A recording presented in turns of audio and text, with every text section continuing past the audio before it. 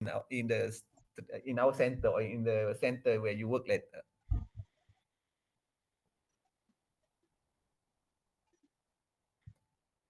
Okay, any other question?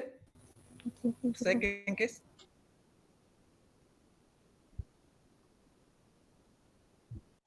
Okay, can proceed. Okay, Bismillahirrahmanirrahim. My name is Nur Amani Balchis binti Asman, and I will be presenting about a case of vesicoulitis. For a case, Mr. FC, a 58 years old Chinese gentleman with underlying hypertension, was electively admitted to surgical ward for a surgical intervention regarding his lower urinary tract symptoms. So Mr. FC was a 58-year-old Chinese gentleman. He works as a Walid bird's nest owner. He was well until 2 years ago when he started to experience urinary, urinary frequency and nocturia. He urinated about 12 times during the day, and then for nocturia, he urinated for 3 times per night. Uh, and then since 4 months ago, he started to have intermittent hematuria and dysuria. The hematuria was continuous throughout the urination and it was red. The urine was red in color. However, no blood clot was noticed. And then he also experienced dysuria and sometimes noticed passing out of sandy urine. However, there is no flank pain, no fever, and no history of urinary retention. And then, due to the worsening condition of having hematuria and dysuria, he started to seek treatment at the nearest Klinik Kesihatan Kemaman, and then he was treated with antibiotic and was also referred to Hospital Kemaman for further management. And then he continues to seek treatment at SASMED. Otherwise, there was no history of having weak strain, no history of straining to start urination, no dribbling that might be suggestive of benign prostatic hyperplasia. And then there is no flank or groin pain that might suggest stones from upper urinary tract. And then there is also no shortness of breath, palpitation, lethargy, or syncope that might suggest symptomatic anemia. And there is no fluid overload history or bilateral leg swelling that might be suggestive of renal impairment. And then he has been having hypertension since 1 year ago. It was self-diagnosed, and then he bought felodipine 5 mg/rn from pharmacy. Otherwise, there is no other known medical illness, no history of gout. And then this is actually his first hospitalization. And then he also has no known food or drug allergy and not on any other medication except felodipine for hypertension, and then ural sachet and tamsulosin. Um, um, that he got from Klinik Kesihatan Kemaman, Klinik Kesihatan, and then he was not on anticoagulant. And then for family, regarding his family, he was the sixth out of six siblings, and then all the other siblings are well. Parents has already passed away due to an old age. Patient was not sure regarding the exact causes, and then there is no history of same disease in the family. He is self-employed dan handling sarang burung. He lives in Kemaman with his wife and 3 children. He is not smoking, not abusing alcohol, and then there is no high-risk behavior. For physical examination, patient is a thin-built gentleman, alert, conscious, and pink during examination. There is no celophasis, no scratch marks noted. He was lying supine comfortably on bed, not in pain and not in distress. There is no palmar pallor or conjunctival pallor. Hydration status was good, and then there is no lymphadenopathy and no pedal edema. For vital signs, all his vital signs are stable.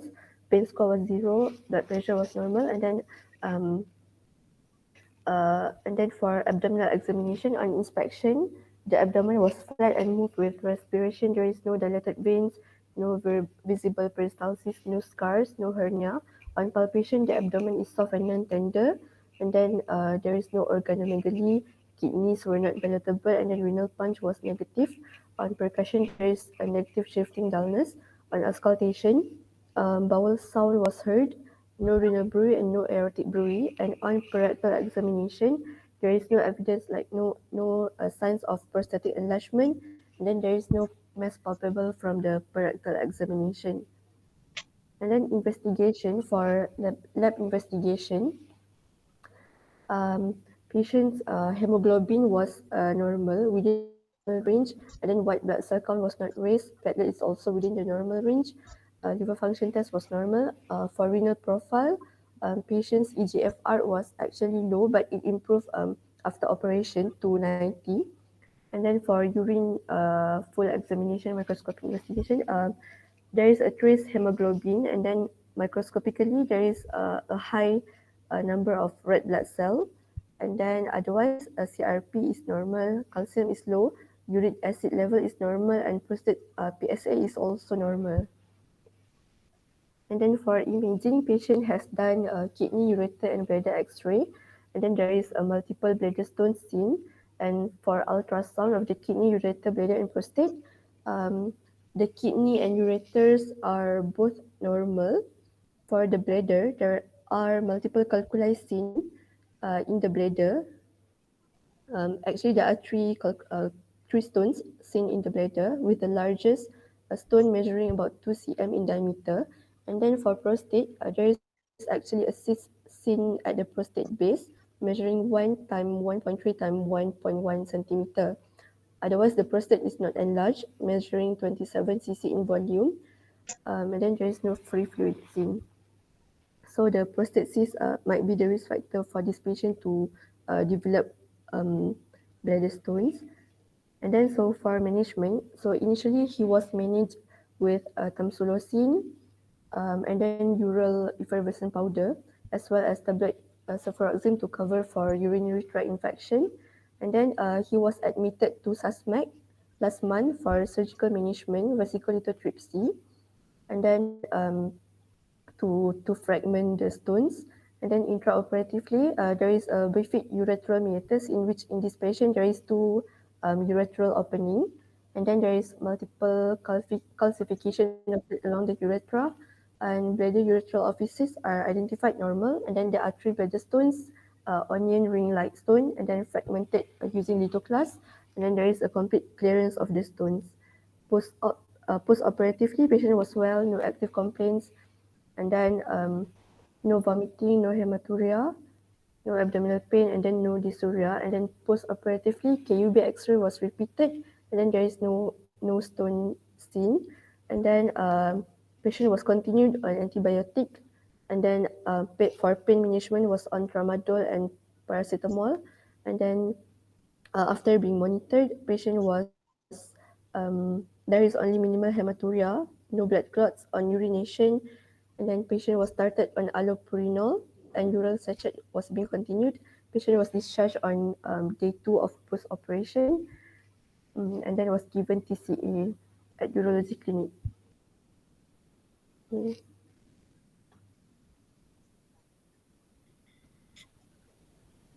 Okay. Any question? So, okay, when you have bladder stone patient, how many type of bladder stone you should think of in elderly like this, elderly gentleman, men? Types of bladder stone, uric acid stone, and No, then they want a content of the stone, whether it's a primary stone or secondary stone, right? So the mm, primary stone is stone developed in the bladder, where the secondary stone is stone developed in the kidney, drop in the bladder, and grows or enlarge in the bladder. So that's why if you think about primary bladder stone, what you should ask in detail actually, the what we call the lower unit tract symptom when it start to develop. Is it develop immediately or it develop long back?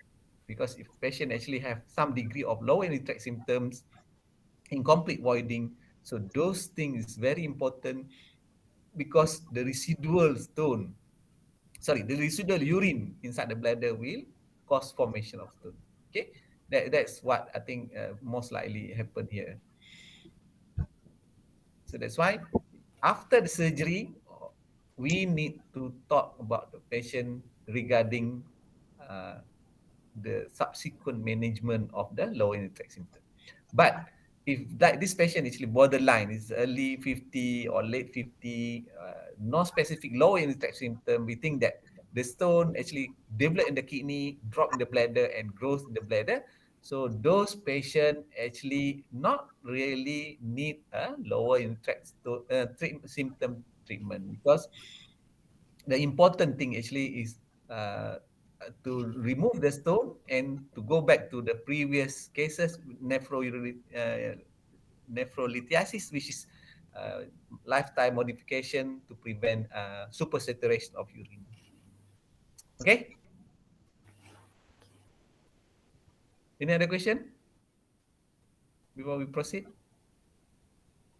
Can we proceed? Yes, we can.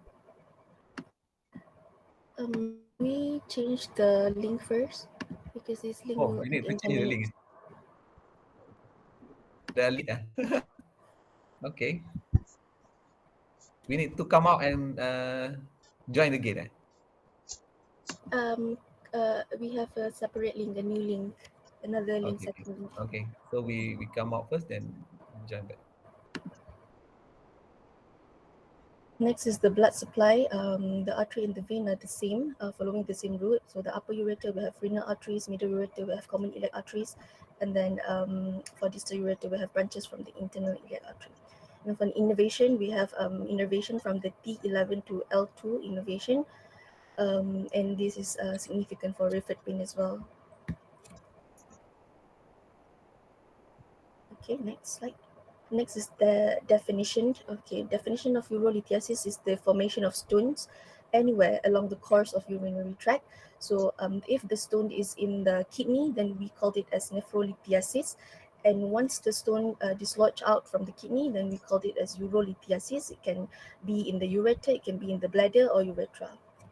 Okay, next slide.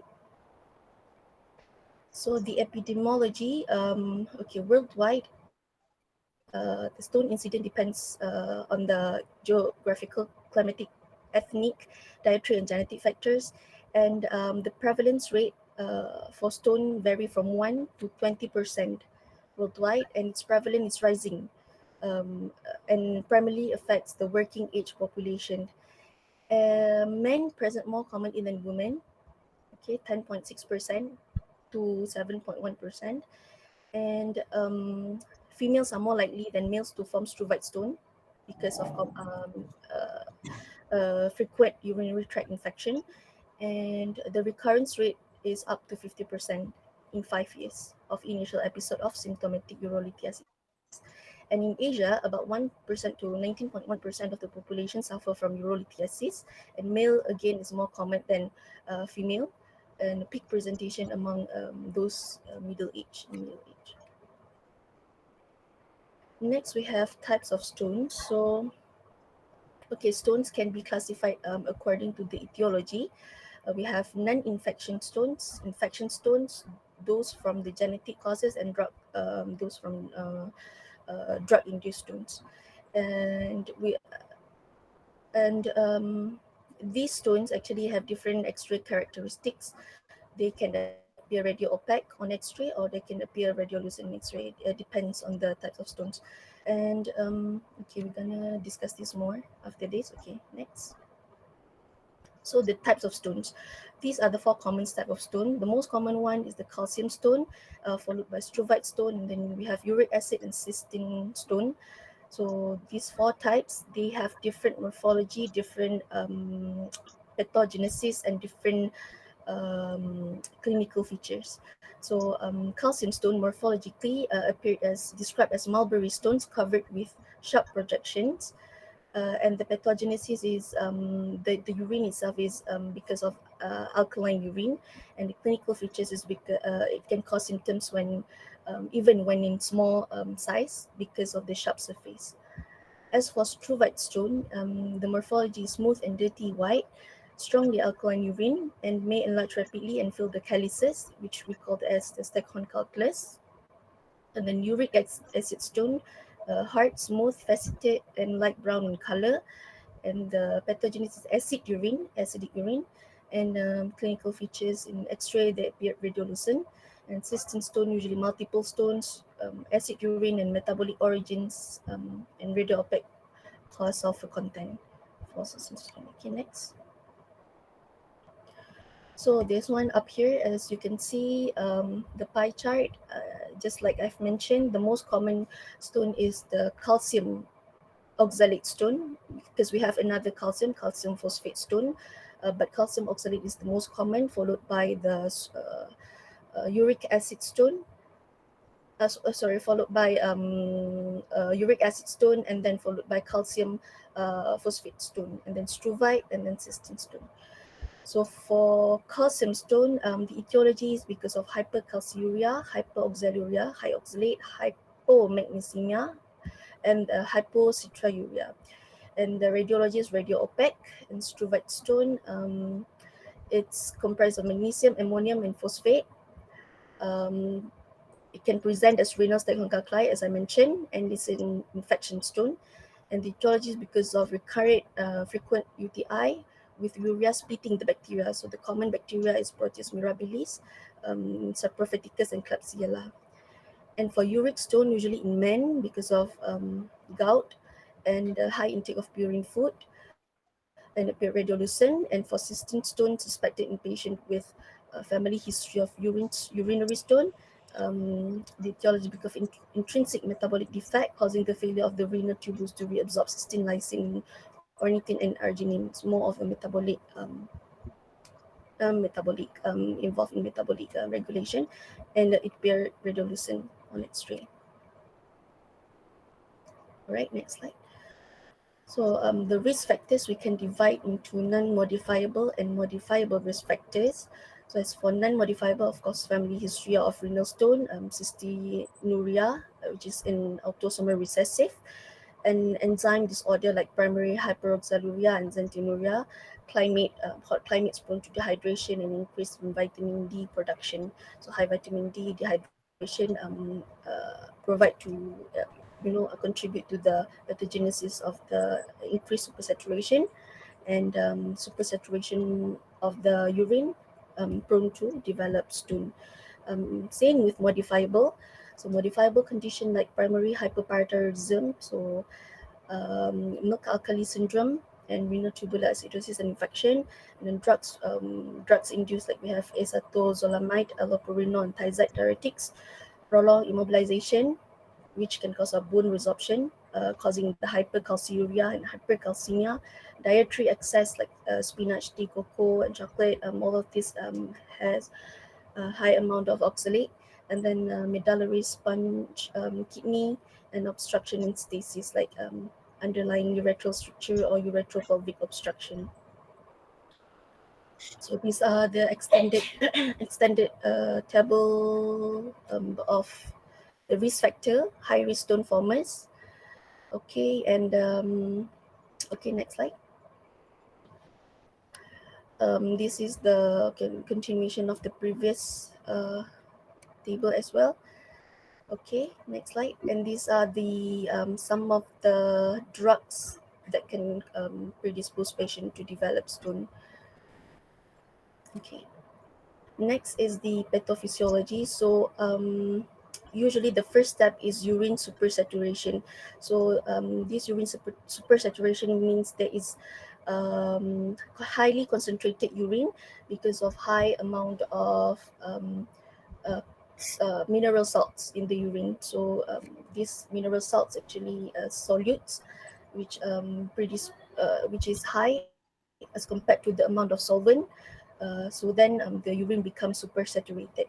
So these supersaturation can be contributed by all the risk factors that I mentioned previously, and part of it is contributed by dehydration, higher level of substance like uric acid, calcium oxalate, all the mineral salts, and then higher excretion into urine. So this cause nucleation, and then cause a crystal growth and aggregation and crystal retention, and then predispose patient to develop the stone in the tract, along the tract. All right, and then the second pathophysiology is recurrent UTI. Okay, urea splitting bacteria, like I've mentioned, can split urea into ammonium. So this can form an alkaline urine. So alkaline urine favor precipitation of magnesium, ammonium, and phosphate, and then formation of struvite stone. Struvite stone is a specific stone formation because of the frequent UTI. So the main like to summarize the pathophysiology. So we have like three common pathophysiology for stone formation. The first one is urine supersaturation, supersaturated urine. Second, recurrent because of infection, recurrent urinary tract infection. And third, because of drugs. Okay, and then next slide. So these are the a bit more detailed explanation how the pathophysiology can cause the clinical findings, can lead to the clinical features. So basically, as you can see in those red boxes that I have highlighted, okay, um, basically all the metabolic, all the mineral salts can lead to a supersaturation. So the imbalance in the mineral salts can cause can predispose to urine supersaturation. And then those with stricture or underlying chronic kidney disease, or um, any condition that can cause urinary stasis, can also contribute to the uh, uh, urine stasis, and then leading to prone to develop an infection.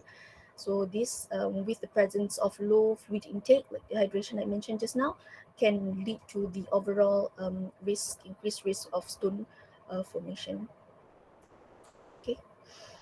Next is clinical features. So clinical features, of course, we have to start with the history first.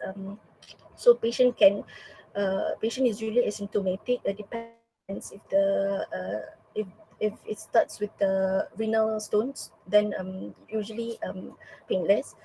But if the once the stone has dislodged into the ureter, then it can be very painful. So the pain usually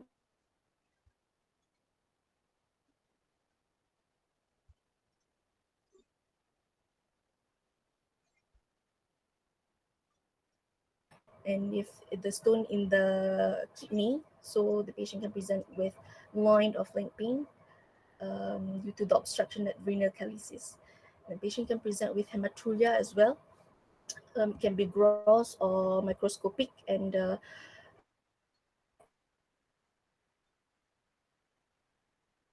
for irritative urinary symptoms like fun, we have the mnemonic fundish. So for the irritative, usually in a bladder stone like frequency, urgency, nocturia. And then urinary retention as the complication. Patient can present with the complication of the stone, so like urinary retention, and then sandy urine, fever, and dysuria. As for a physical examination, abdomen usually soft and not distended, flank pain because of stone at the urethral pelvic junction, groin, scrotal, labial pain because of the stone at the urethral vesicle junction, and patient can appear restless because of the pain. In severe cases, a patient can present with mild confusion secondary to severe metabolic abnormalities.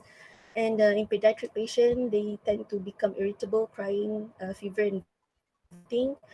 And patient can have any physical signs of complication as well. Next.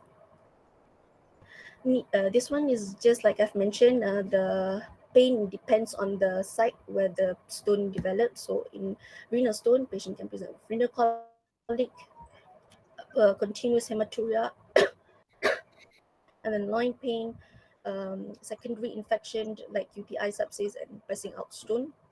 And if the stone in the ureter, then patient can present with ureteric colic, which radiated to scrotum or labia, and is characteristic of pain that's specific, loin to groin pain. And then bladder stone, irritative bladder symptoms, lower urinary tract symptoms like um, frequency, urgency, and then obstructive symptoms. All right, that's all for my part. Okay, any question?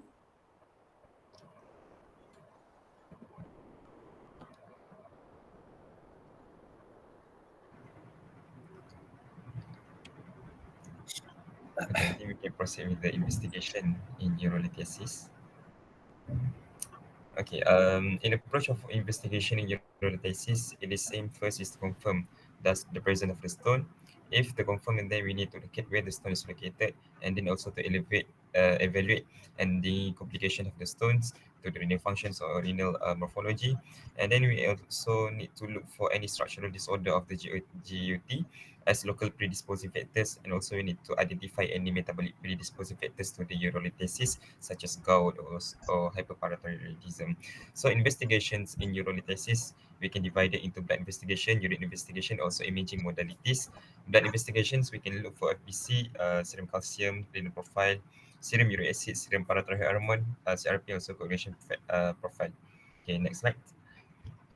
Okay, this is what we need to look for in blood investigations. FBC, we look for anemia and also evidence of infections. Renal profile, we look for serums creatinine, serum sodium, also serums potassium, also complications of the urolithiasis, such as in renal impairment, especially creatinine and also urea. And then we look for electrolytes such as serum calcium and serum phosphate, as is hypercalcemia predisposed to formation of the urolithiasis to the stones, and also serum oxalate and also serum uric acid in gout. And since serum parathyroid hormone also is important because hyperparathyroidism can cause high calcium, also serum CRP as evidence of acute inflammations in urolithiasis. Urine investigations include urine dipsticks and also UFEMA to assess any evidence of microscopic hematuria and also infections, and we look for the pH. Acidic pH suggestive of uric acid stones, alkalic pH indicate presence of urea. And then we also need to do urine culture and sensitivity to look for any UTI, evidence of UTI, and also splitting organisms such as Proteus, Pseudomonas, or Klebsiella. For our urinary excretion of calciums, uric acid and cysteine also might be indicated. Okay, next. After we do all the blood laboratory investigations, we can do imaging modalities as it can confirm the presence of the stones in the GUT. First modalities that we can do is ultrasound KUB. It is a bedside investigations, bedside imaging modalities that can be done, as it should be as a primary diagnostic imaging tools because it is safe and reproducible and also inexpensive.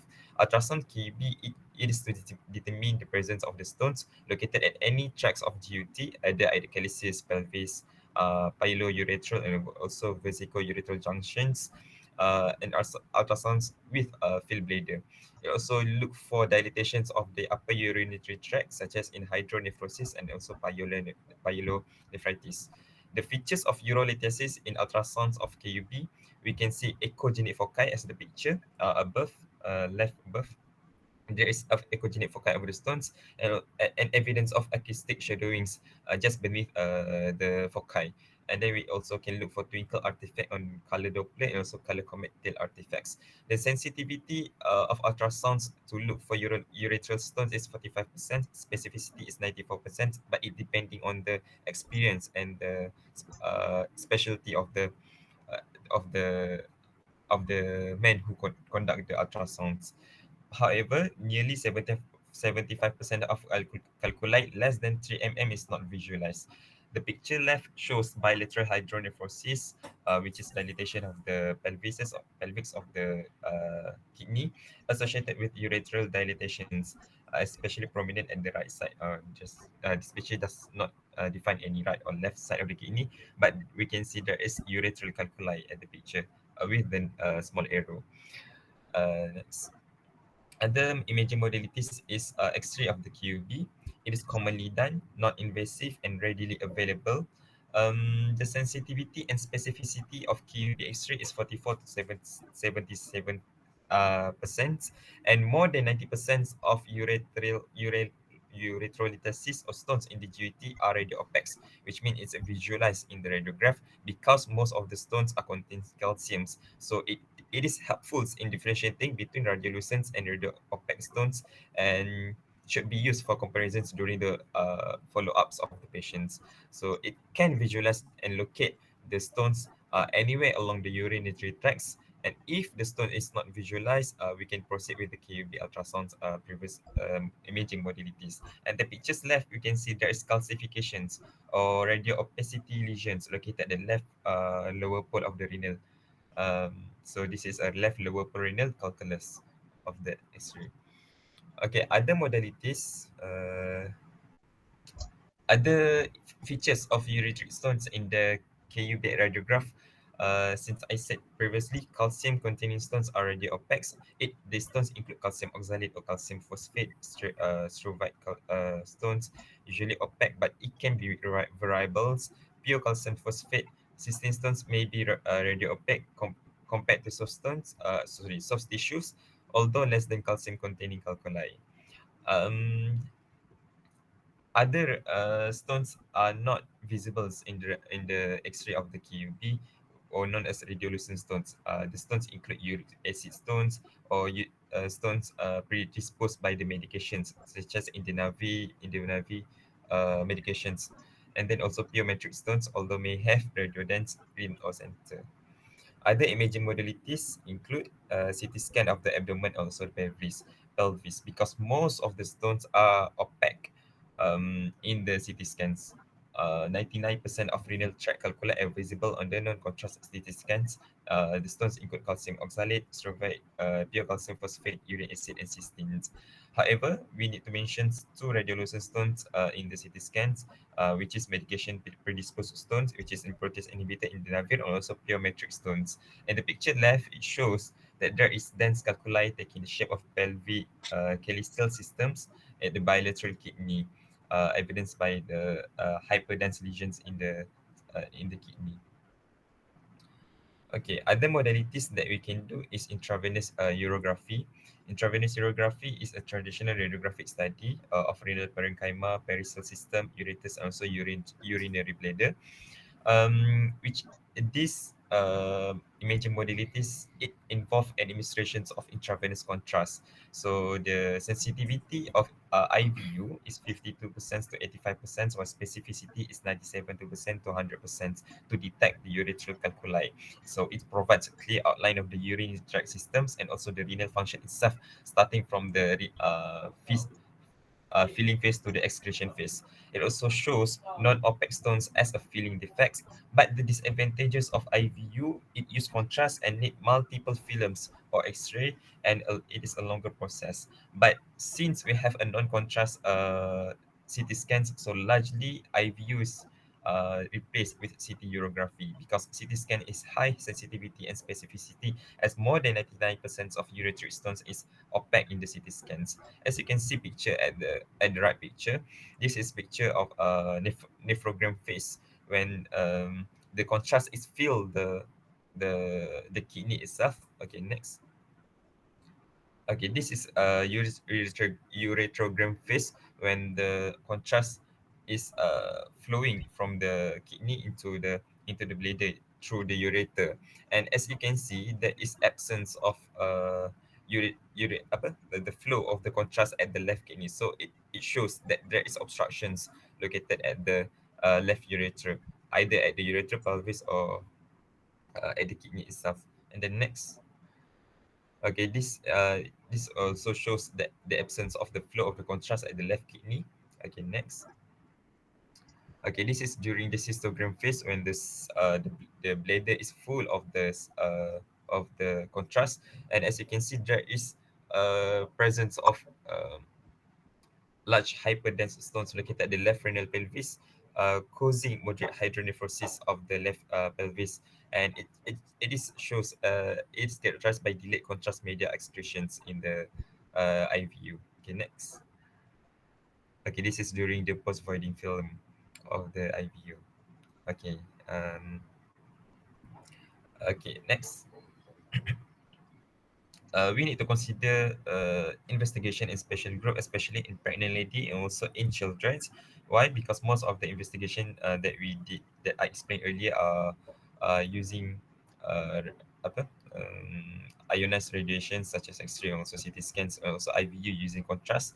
So we need to look we need to be careful, especially in investigation in pregnant ladies suspecting with urolithiasis, because radiation exposure it may lead to teratogenesis, carcinogenesis, and also mutagenesis effects. So the primary diagnostic tools to look for urolithiasis in pregnant lady is ultrasound of KUB, MRI is the second line options, low dose CT scans is the last options. Okay, next is in the children. Because children has high risk of recurrence of urolithiasis, and the most common factors that predisposed to stone formation include vesico-ureteral reflux, uretropelvic junction obstruction, also neurogenic bladder. And most of the patient might be uncooperative during the investigation during the procedure. So the children may require anesthesia and may be sensitive to the ionizing radiations. So most of the time, primary imaging technique is KUB ultrasound, and also MRU or magnetic resonance urography also might be helpful in diagnostic urolithiasis in children, because it provide detailed anatomical informations, location of obstructions or stenosis, but however it cannot detect any urinary stones. Okay,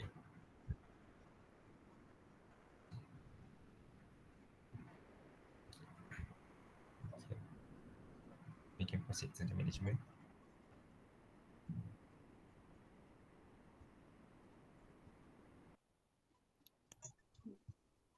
Absolutely. So I'll proceed to the next part of representation, which is management. Next.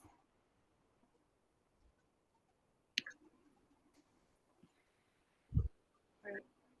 So first, for management of urolithiasis, is based on many parameters that should be individualized for each patient. So the parameters should be the size, number, location, and the constitution of the stone. Okay, so for acute management, so we know that patient may come with acute pain. So first, for pain relief or renal colic, we can give NSAID, which is diclofenac, or opioid, ketamine, or paracetamol. And NSAID are better analgesic efficacy than opioid. Okay, and then opioid we can use petidine or ketamine. But petidine is associated with high rate of vomiting compared to NSAID. So for alright, and then IM we can also give IM for NSAID. We can give diclofenac by intramuscular. However, it is contraindicated for patients with chronic congestive cardiac failure, ischemic heart disease, and also cardiovascular disease. So we need to be careful for giving this. Alright, second, we can give also antiemetics because patient may also come with vomiting. So we can give promethazine or ondansetron. And then we need to monitor the vital sign, hydration, also EGFR as a complication of the stone. And then if a patient have UTI, we can give antibiotic, and then we can proceed to the next management for stone removal and also to treat the underlying causes.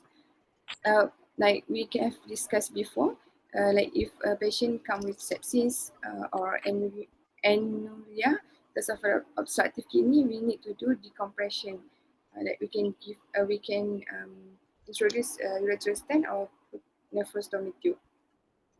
Because if patient come with sign of UTI and or with anuria, so it is a urological emergency. We are afraid of urosepsis, so we need to put urgent manage this patient, urgent decompression. Okay, next. Okay, so for conservative management, management or observation, because most urethral calculi can pass spontaneously depending on the stone size, shape, and location. If calculi is 4 to 5 mm in size, it can have about 40 to 50% chance of spontaneous passage. And then if more than 6 mm, it is more than 15% chance. Okay, so what we can do, if it's still small and no indication for active removal, we can just observe the patient, and we can also support supportive management, like giving spontaneous stone passage by giving the medical expulsive therapy or oral chemolysis. Next. So this is what I said before. So for uncomplicated stone, so there is no indication for active removal. I will say after this what is indication for active removal. So this one uncomplicated when the stone is small 5 to 10 mm and there is adequate inner function, no sign of infection, no acute obstruction. So we can give medical expulsive therapy to facilitate the spontaneous passage of ureteral stone. Like we can give alpha blocker, tamsulosin, like all the cases presented before, some of them was given tamsulosin. Then calcium channel blocker, nifedipine, also can also give PDE5, tadalafil. And then we can also give oral chemolysis. But this is only for stone that composed of uric acid, not for sodium or ammonium urate stone, because uric acid only the stone that can dissolve by oral chemolysis. So we need to have adequate hydration and also giving urine alkalinization such as sodium or potassium carbonate, sodium citrate, or urine. Sorry, I don't think that's statement is correct. All stone with not what we call the uh, hospital unit is low in on CT scan still can dissolve with chemolysis. Only thing is uh, allopurinol only for uric acid. That's correct statement. But all stone can dilute with what we call uh, chemolysis because hemolysis including you increase the hydration status, so the crystal aggregation in the stone can be dissolved. So your statement only uric acid can be chemolyzed is wrong, totally wrong. But only uric acid can be chemolyzed with allopurinol. That's the correct statement.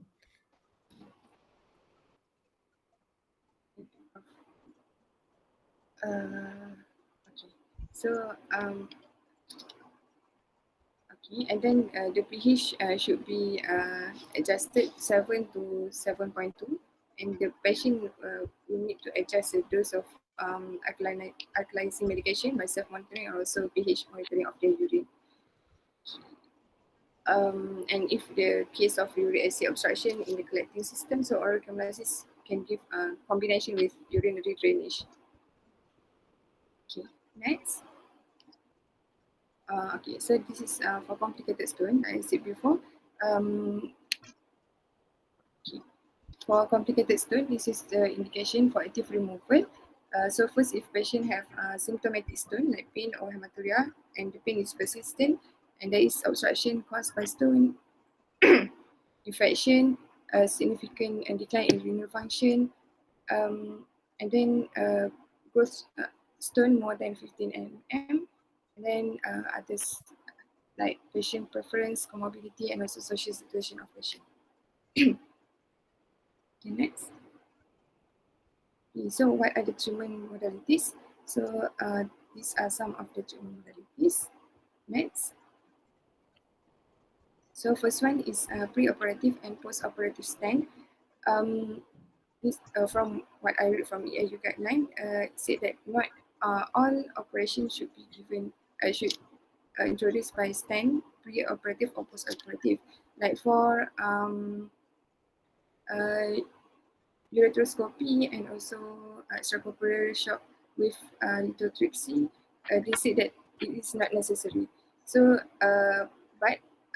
so we need to look for the indication for the pre-operative and also post-operative stent. So for pre-operative stent, the indication is acute renal obstruction with sign of urinary to decompression to prevent the permanent renal drainage or worsening the infection. Okay. And then for post-operative stent, it is to keep the ureter open after removal of the stone and also to help the passage of stone fragment and to prevent the ureteric obstruction and pain. So we need to look for case-to-case basis because not all patients will do the Okay, ureterosis. your initial statement, all surgery requires stent is wrong. Stent only indicated in this slide. No, dia terbalik tau. Dia bukannya all kena stent. Tak. stent perlu bila ada this indication. Dia terbalik wording dia. So even PCNL, very rare we put in stent, post PCNL. So this slide shows that who indicated the stent. Stent is not the definitive treatment. It's just temporary procedure to bypass the obstruction. So be clear that.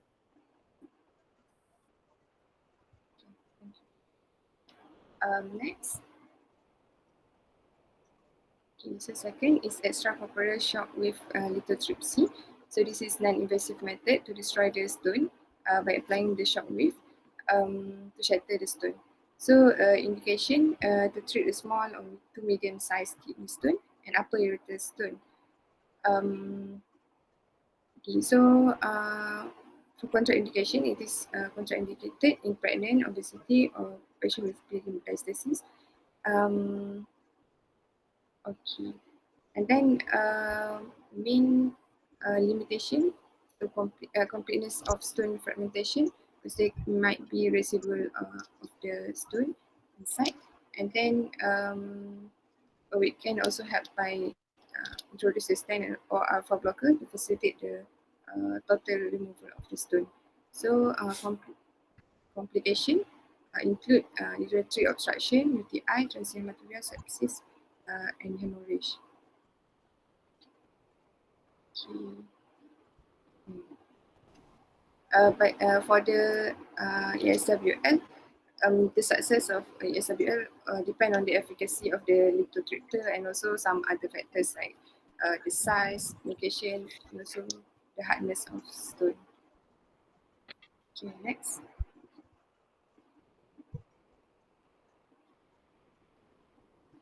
Okay, next is ureteroscopy lithotripsy. So it is indicated for bladder stone, impacted urethra, and kidney stone, ureteral stone that fail ESWL, and also for pregnant, obesity, bleeding diastasis. Because like we said that ESWL before, it is less invasive, but it is contraindicated in patient with pregnancy because it can give potential effect for the fetus and others. So they can opt to ureteroscopy lithotripsy. So there are retrograde and also antegrade. And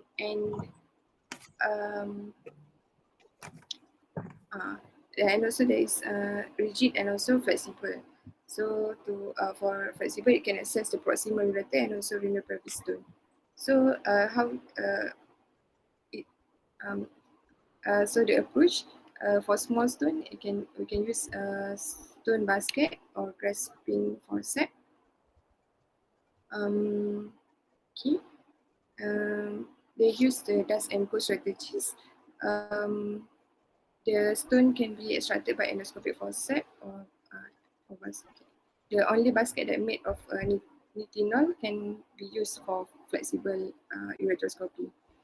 Okay, for large stone, we use intracorporeal lithotripsy by introducing holmium and also thallium laser to fragment the stone.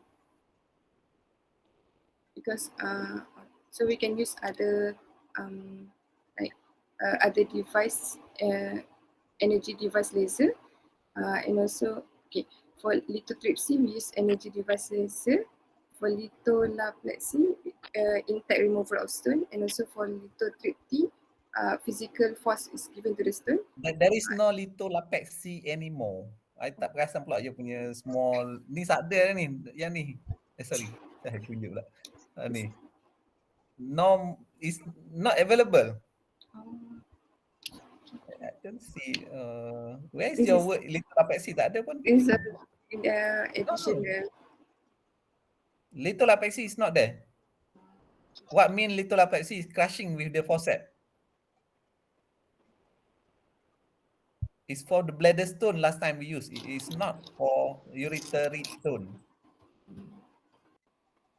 It's not mentioned in your slide. Okay, continue. Okay. So we can also give us a stent placement to prevent obstruction and pain.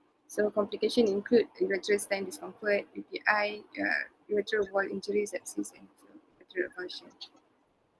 Okay, next.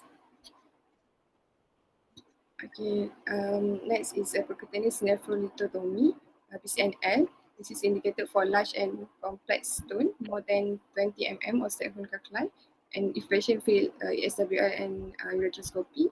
So how? Uh, this is a direct percutaneous access to the renal pelvis. So using radiological or ultrasound guidance, and then small stone retrieved using basket or cerebral grasping tool. This is like ureteroscopy before, but this is from the percutaneous access. So okay, and then for nephrostomy tube, it is to facilitate drainage from drainage and re-allow the entry of PCNL if needed. So as you can see in the picture right below, so there is types of PCNL. Like some is tubeless.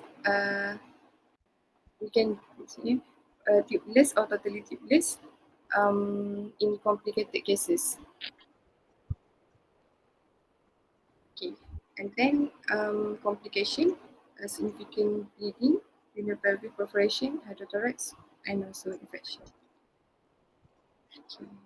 Next, the last one is open surgery, but this is rarely done. Okay, and then because of the advance in ESWL and also ureteroscopy, so it has decreased indication for open laparoscopic stone surgery. So it is indicated if all the before modalities is failed, and also for complex kidney stone, and then complex kidney ureteral anatomy, and then for patient with morbid obesity. So a push ureterolithotomy for ureteric stone, cystolithotomy for bladder stone, and also pyelolithotomy for cervical system. Okay, but open surgery should be considered as last treatment option after all the possibilities has been explored. Okay, next. So this is like the summary, or we can use as reference. So this is the upper is kidney stone. So what the modalities that we can use based on the size. Then the lower one is the lower pole stone. Okay, next. This is for ureteric stone. This is also depending on the size and the location of the stone. Okay, next. Okay, so this is important. Um, so we need to have a metabolic evaluation and recurrence prevention for this patient, because to prevent the recurrence and also to prevent the growth of the existing stone. So the general consideration for recurrent prevention, first for dietary modification. Okay, so all stone formers, independent of their individual risk, should follow the preventive measures. Okay, so for dietary modification, first they need to have a high fluid intake. The target urine output is more than 2.5 liter per day. And then to increase food, vegetables, and fiber intake, avoid dietary excess in vitamin C, oxalate, and sodium, protein, including rich food, and then to maintain the adequate calcium intake, and also to advocate for weight loss, because we know that the pathophysiology of the stone formation, so we need to cater this earlier to prevent the recurrence. And then for metabolic abnormalities, this is based on the patient. So so if patient have hyperparathyroidism, so we can give a parathyroidectomy, and so specific specific treatment management for each patient if they come with this metabolic abnormalities. Okay. Next.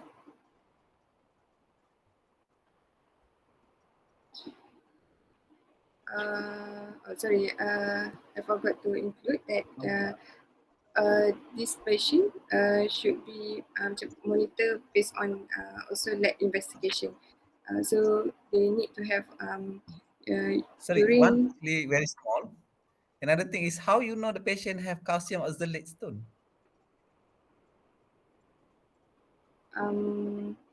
So we need to do stone analysis. Have you seen stone analysis done in your posting so far, or throughout 4 years, 5 years you are in the university? No. No.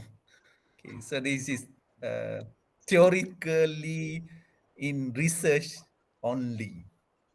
So that's how you need to know. When you present, then your friends say, "Oh, we do this, this, this." It's totally out. We never done it except in research. Stone analysis, right? You never seen in what? I also never done. I think long back during my training, one of my professor doing the stone analysis. So it done in the lab basis. But in general, we don't do in clinical practice. Okay, Okay. definitely this is good only for research. Right. Okay, next. Yeah, so I forgot to include that some of the lab investigation that we need to monitor. First, urine investigation, urine dipstick test, and to look for all these parameters like red cell, white cell, nitrate, and also urine pH. And then we need to also have a blood investigation, like creatinine, uric acid, calcium, and sodium. All this to like optimize the macam, renal function. Okay, so all and then the slide after this is all for specific for the type of the stone, right? Yeah, let's proceed before we don't know the type of the stone. So I think we need to have the general measure like in the table before. Too small. Okay, definitely. Actually, that's most important. General measure. You need to check the urine, renal function, total white, which is in last three cases have been presented. All that basic investigation is most important investigation, not the chart you brought up. Specific stone analysis, which is not done in clinical practice. It's just in research base and what we call maybe higher end center they do, but I think it not change anything. It not change the management because so far no specific treatment for calcium oxalate. But if patient have specific metabolic disease is different. Patient have hyperthyroid, patient have certain specific disease. We treat the disease and the patient as a whole. It's not only stone. This one you brought up the chart. It seems to be all the patient with stone need to evaluate based on this chart. That's a wrong idea. We don't do that. Okay, any question?